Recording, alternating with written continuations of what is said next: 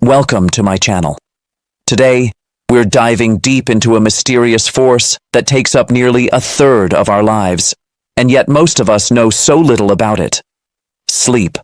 Why do we spend so much time doing it? What really happens in our brains when we sleep? And what's the terrifying truth behind sleep paralysis? Stay with me, because by the end of this video, you might never see your bedtime the same way again. Let me ask you, if someone told you that you'd spend 32 years of your 90-year life unconscious, would you believe it? Sounds crazy, right? But that's exactly how much time the average person spends sleeping. That's about 36% of our entire life. So if sleep is consuming this much of our precious time, it better be doing something important. And yet in today's always-on world, many of us treat sleep like an annoying obligation, something that just gets in the way. It wasn't always like this. In ancient times, when the sun went down, people went to sleep. Simple. But with electricity, screens, and endless distractions, modern life pushes sleep further and further down the priority list. People pride themselves on being too busy to sleep, hustling through the night, believing rest is for the weak. Famous figures like Thomas Edison even called sleep a waste, a leftover from our caveman days. Ironically, Edison reportedly slept 10 hours a night. And then there's the iconic Wall Street saying, "Money never sleeps." The message? If you want to be rich, sleep less. But science tells a very different story. So, why do we sleep? According to Professor Russell Foster, a leading neuroscientist from Oxford, the idea that we shut off during sleep is completely wrong. In fact, while your body sleeps, your brain stays remarkably active, sometimes even more active than when you're awake. It's not resting, it's rebooting, cleaning, sorting, repairing. And that's just the beginning. One major role of sleep is memory consolidation. Your brain takes everything you learned and experienced during the day and organizes it, deciding what to keep and what to forget. That's why experts now believe the best time to study is right before bed.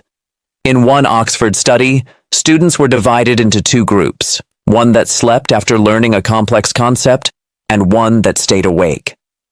The next day, the well-rested group remembered far more. But there's more. People have solved major problems in their sleep, waking up with solutions they never consciously thought through. It's like your brain continues working even when you're not aware of it. That's the quiet genius of sleep. Creativity, decision-making, emotional regulation, all heavily rely on it. And yet, sleep deprivation is rising. In the 1950s, most people slept about 8 hours a night. Today, 6, maybe 6.5. That may not sound like a big difference, but it's devastating, especially for teenagers, who need at least 9 hours of sleep to develop properly. Thanks to screens, school pressure, and stress, many get just 5. And it's not just teens. Adults aren't doing much better. Night shifts, late-night emails, social media scrolling, all of it disrupts our biological clock. Even if you sleep during the day after a night shift, it's not the same. Your body doesn't like sleeping in daylight. It goes against your natural rhythm, affecting both mental and physical health. Worse still, poor sleep leads to micro-sleeps, those tiny unconscious moments when you drift off for a few seconds. They might sound harmless until you realize that thousands of traffic accidents every year are caused by drivers momentarily dozing off. In fact, sleep deprivation played a key role in the Chernobyl nuclear disaster. When our brains are tired, we make bad decisions. We react poorly, we lose focus, and the consequences can be deadly. But let's get personal. Lack of sleep affects your mood, your memory, your weight. Yes, your weight. People who sleep less than 5 hours regularly are 50% more likely to become obese. Why?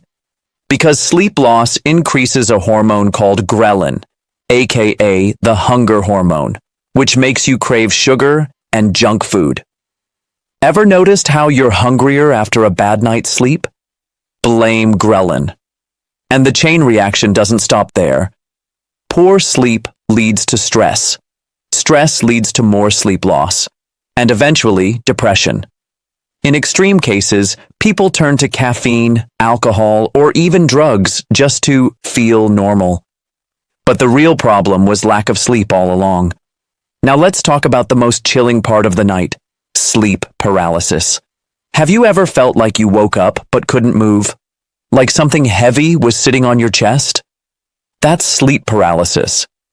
It usually happens either as you're falling asleep or waking up. Your mind is awake, but your body is still frozen.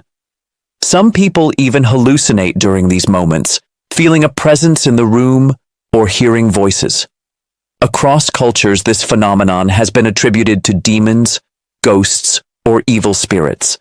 But science has another explanation. During REM sleep, the phase when we dream, your brain paralyzes your body so you don't physically act out your dreams. It's a safety feature. But sometimes, your brain wakes up before your body does. You're conscious, but still paralyzed. That delay is what causes sleep paralysis. And while it's terrifying, it's not harmful. It's just a glitch in the system. If this has happened to you, don't worry. You're not alone. Around 8% of people experience sleep paralysis at some point. Genetics may play a role, and it's more common in people with irregular sleep schedules or high stress levels. But again, it doesn't hurt you. It just feels scary. So what can you do? Stick to a regular sleep schedule. Avoid caffeine and alcohol before bed. Make your room dark and quiet. Turn off screens at least 30 minutes before sleeping. Your brain interprets bright light, especially from phones and TVs, as daylight and delays melatonin, the hormone that makes you sleepy. Sleep isn't just rest, it's repair. It's creativity. It's memory. It's problem solving. It's emotional healing. Even mental health disorders like schizophrenia and bipolar disorder improve with proper sleep. Children need it to grow. Adults need it to thrive. And when we don't get it, everything, from our emotions to our waistlines, starts to fall apart. So next time you feel guilty for sleeping in, remember, sleep isn't laziness. It's life support. And without it, we can't become the person we're meant to be. If this video gave you a new perspective on sleep, consider subscribing for more fascinating topics. Sleep well tonight, and don't worry about the sleep demons. They're just in your head.